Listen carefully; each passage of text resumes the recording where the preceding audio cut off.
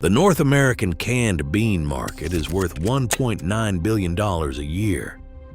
Somewhere inside that number is a product with a cowboy on the label selling pinto beans for 57 cents a serving. I have a cast iron Dutch oven on this ranch that makes the same beans for 33 cents a serving. The whole pot costs $3.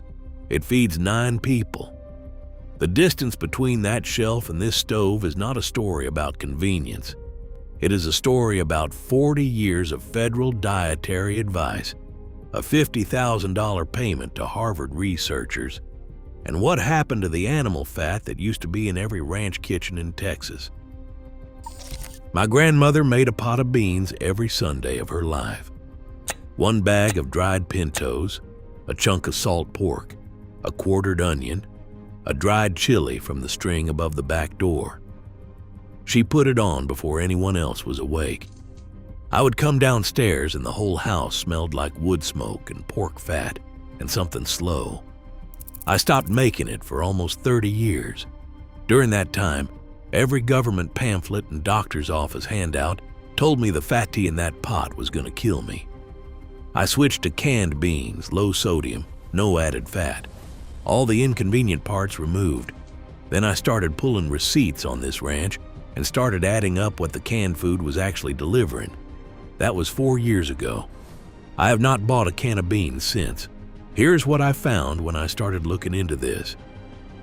The USDA's own nutritional database, Food Data Central, entry 175200, shows a half cup of home-cooked pinto beans delivers 8 grams of protein, 8 grams of fiber, and essentially 0 sodium. Not low sodium, 0, because you didn't put any in. The canned version runs 256 to 400 milligrams of sodium per 100 grams, depending on brand. That is 40 to 50 times the sodium in the bean you cooked yourself.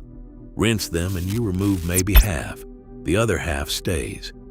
If you watch the video I did on salt curing, the one where the USDA's own water activity data ended up validating what ranch hands were doing before refrigeration existed, you already know how this tends to go. The federal numbers keep doing the old ranchers a favor. Now look at the lard. USDA nutritional data shows pork lard is 45% monounsaturated fat. That is a higher monounsaturated percentage than butter. It sits closer in profile to olive oil than to what most people picture when they hear that word. That is not a rancher's number. That is the federal database's number. Cost per serving is 33 cents from a bag, 57 cents for ranch style, 44 cents for Bush's Best. The cheapest commercial option on that shelf still costs a third more than this pot. Procter & Gamble launched Crisco in June 1911. They distributed a free cookbook with 615 recipes, every single one calling for Crisco, not lard, not butter. Within 5 years, Americans were buying 60 million cans a year. USDA Economic Research Service data, compiled in Lee et al.'s 2022 paper in Frontiers in Nutrition, shows per capita lard consumption in this country fell 78% between 1909 and 2017, while vegetable oil consumption rose 329% over the same period. That is not a shift in knowledge. That is a shift in marketing budgets. If the kind of research I am laying out here is what brought you to this channel, subscribe now and turn the bell on. There is a lot more of it. Then, 1977. The Senate Select Committee on Nutrition published the Dietary Goals for the United States, cut saturated fat. That document became the foundation of the first dietary guidelines for Americans in 1980, the ones that shaped what every school, hospital, and ranch kitchen put on the table for the next 4 decades. The lead scientific voice behind both was a Harvard researcher named D. Mark Hegsted.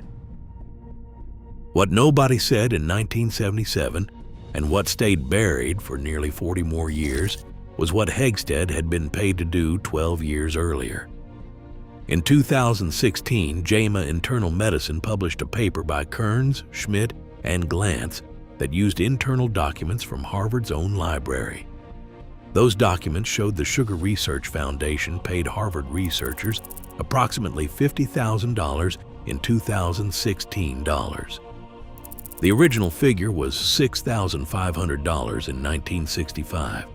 The payment was to produce a literature review in the New England Journal of Medicine that blamed dietary fat for heart disease, while saying very little about sugar. The funding was never disclosed in the journal.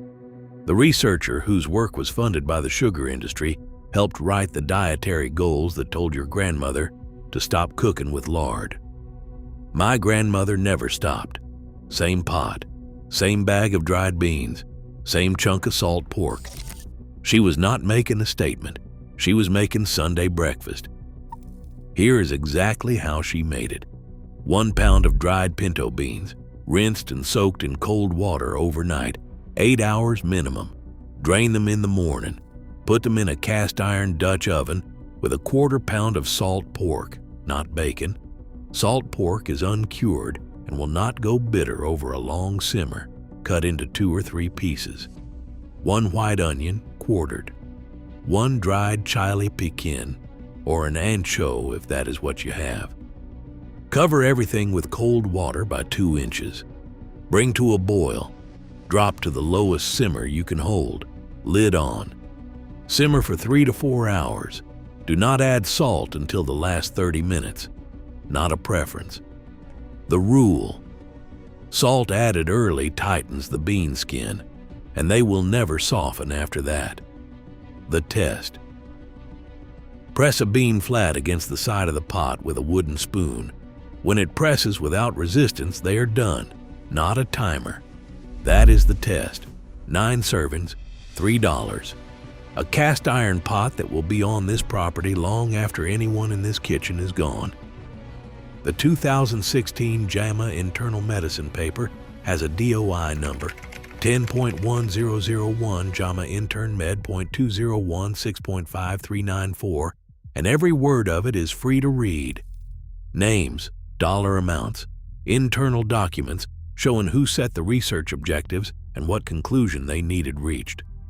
The dietary guidelines built on that era are still in force today.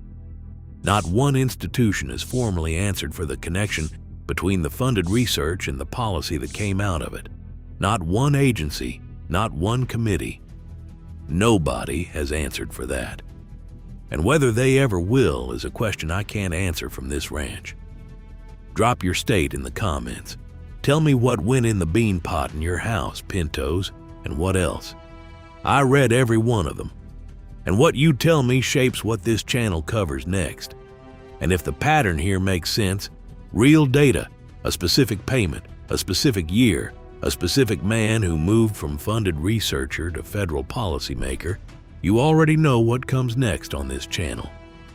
Next week, I'm covering what the chuck wagon cook put into a sourdough starter to keep it alive and working on a moving ranch for 20 years. The commercial yeast that replaced it had a patent attached the moment it came to market. That timing is a story worth knowing.